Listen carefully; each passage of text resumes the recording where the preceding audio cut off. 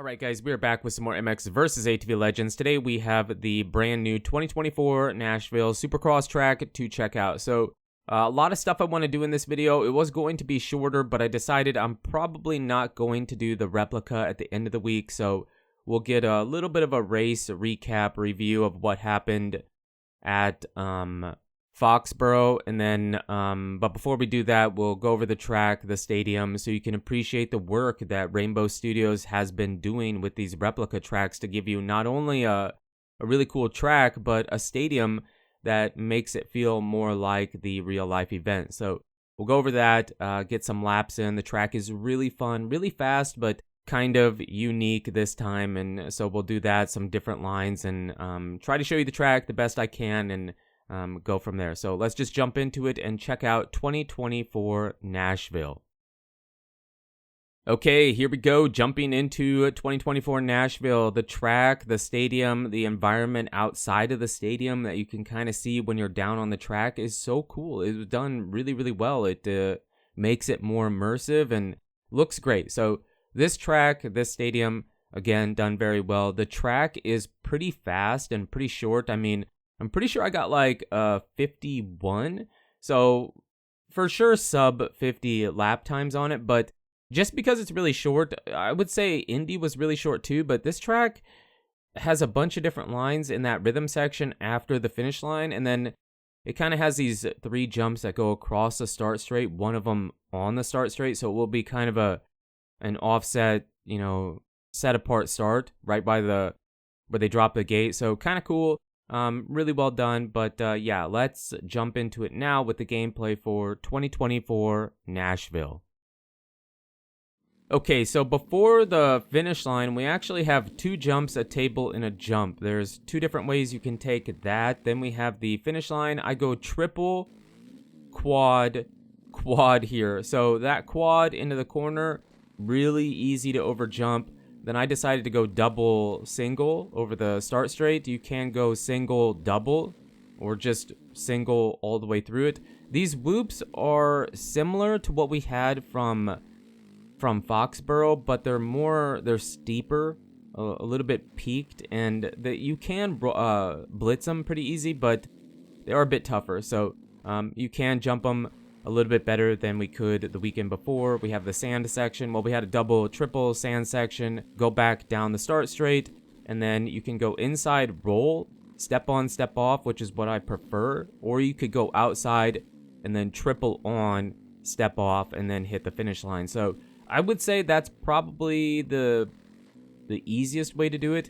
Here I hit this rhythm section a bit different. It isn't the most practical, but there's so many different ways you can hit that specific rhythm section, and I kind of wanted to show you that there is multiple different ways. Here we have another time attack lap. We go triple, quad, quad again. Now I do hit that differently on the 3rd lap, but I wanted to get some time attack in for the tough blocks. I did see the comment, you said you didn't mean anything bad by it. I didn't take it that way either, so you're good, you're cool, you're good.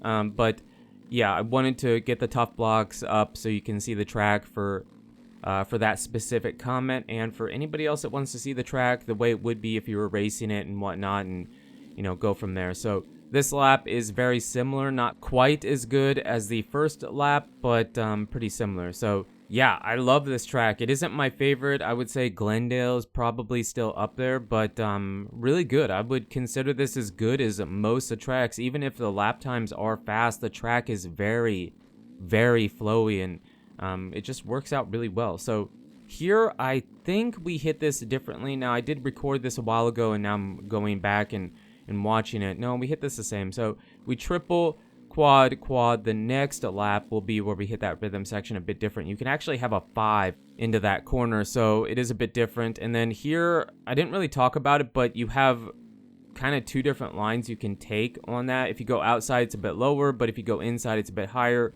Here, the tough blocks, you kind of saw it. It doesn't really affect it, and probably off of the start, you could go a bit farther than triple. Maybe you could quad in, but I found that kind of tough to do after, if you weren't hitting it from the start, you know what I mean? So because the tough blocks are really, really close there. So yeah, another decent lap. Again, we go on, off, and So the lap was pretty similar. Now this next one is where we show it a bit different. So we go outside, we triple on, step off. That's really fast, but I'm not sure if it would be faster than taking the inside. And then here we go double, quad, 5. Now the 5 out wasn't tough, but it was tougher. I don't know which is faster. I didn't do a time attack on it or whatever. You guys can figure that out. There probably is an even bigger way through it. Here we jump through the whoops too, but the whoops this time, what made them kind of tough, I know whoops can be kind of tough. People say to go with soft suspension in the game, which is kind of weird, but they say that works. I haven't really done it. What makes these ones tough is because, again, they were really peaked and close together, so you could kind of blitz them, but since they were so close together and peaked, it made it difficult to blitz them sometimes, but since they were so close together, it made it kind of tough to jump them too. So the whoops were not really tough, but not the easiest we've seen either, especially if you prefer to jump into them. So yeah, that's the main laps and lines that I found. There probably is other bigger stuff. You guys can let me know if you found it, but now I kind of want to end the video with just a really quick race review because I don't plan on doing the replica on Friday. So the race was crazy. We are all tied up in the 450s. Webb and Jet are tied at 261, I believe. So we're all tied up in the points.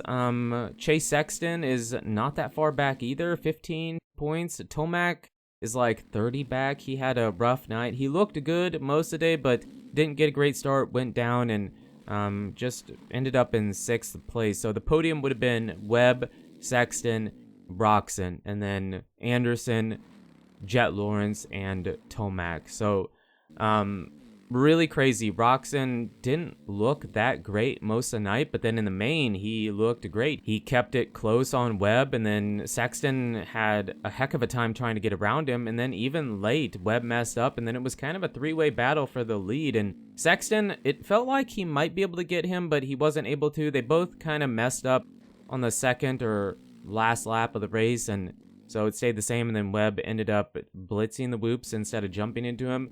And he said he got a pretty good run in him, so it was when he needed it because Chase was all over him. But yeah, really crazy. Jet got a bad start. He did work his way up pretty far. He almost got past Anderson at the very end, right before the finish line. He went inside. He was pretty clean. He could have punted Anderson, but he didn't. Anderson went outside, railed the berm, and then was able to jump over the finish line and just edge out Jet for 4th place, which would have been huge because if Jet would have got that pass off, he would have had a 1-point lead in the championship still. So things are getting interesting. Things are getting crazy. We have 4 rounds left. This will be an East-West showdown.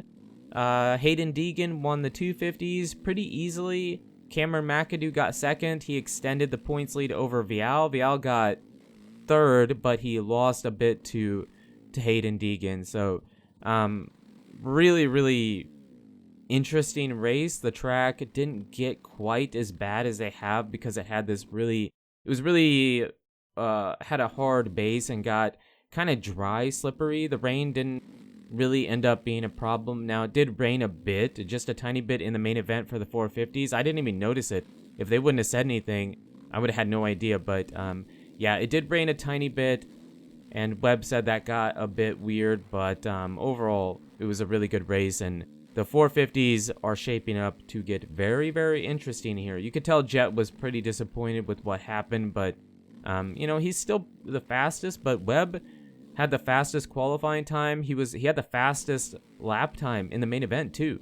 So, he almost won his heat, but Jet was able to get by him and win the heat race, so great race. Let me know what you guys think in the comments down below about the track, about the race, all that stuff. Again, I don't plan on doing the replica in Supercross 6. I'm going to skip this weekend, and because I can't even really make the track the way they're going to do it because we can't put jumps on the start straight. So skipping this weekend, we'll see what we get with the weekend after that. I'm not sure if it's Philadelphia. It might be Philly. I'm not sure. So we'll go from there. Let me know in the comments what you guys think, and you know, what your fast lap times are and what you can do in some of the rhythm sections, especially the rhythm section after the finish line. But you guys, girls, are absolutely amazing. Thank you so much for the support on the channel lately. Really does mean a lot. And until the next video, take it easy.